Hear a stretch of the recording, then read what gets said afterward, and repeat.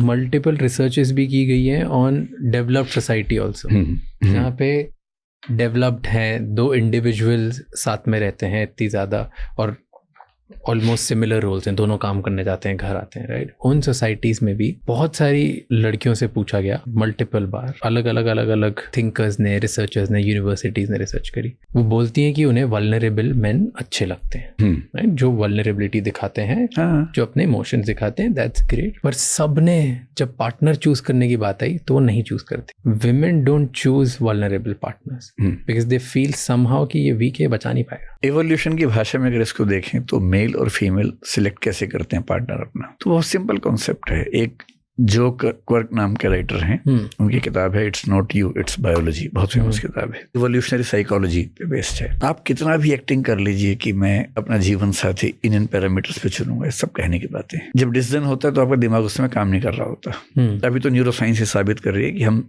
जब सोचते हैं उसके पहले फैसला हो चुका होता है हमारे न्यूरॉन्स के लेवल पे। कैसे हम डिसाइड करते हैं, तो हमारा सबकॉन्शियस अनकॉन्शियस काम करता है और वो इवोल्यूशन के प्रिंसिपल पे करता है।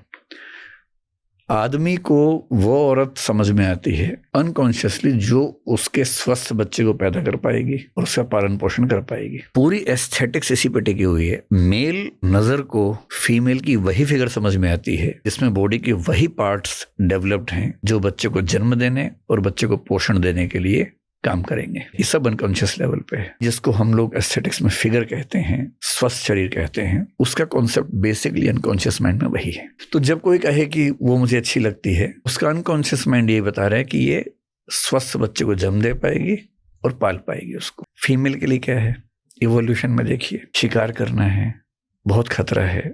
औरत को बाकी मर्दों से भी खतरा है। ना तो विवाह संस्था बनी है, ना सोसाइटी डेवलप हुई है, ना कानून है, ना जुडिशरी है, ना पुलिस है, कुछ नहीं है। वो कैसे बचाए बाकी मर्दों से अपने आप को? उसे एक ऐसा मर्द चाहिए, एक ऐसा आदमी चाहिए जो उसे बाकी मर्दों से बचा ले। तो दूसरा, उसे माँ बना दे। और तीसरा, जब वो गर्भावस्था में होगी या बच्चा हो जाएगा, बच्चे बार बार होंगे ना, एक बच्चा हो गया है, दूसरा पेट में है, 10 बच्चे होने हैं, 15 बच्चे होने हैं उस समय।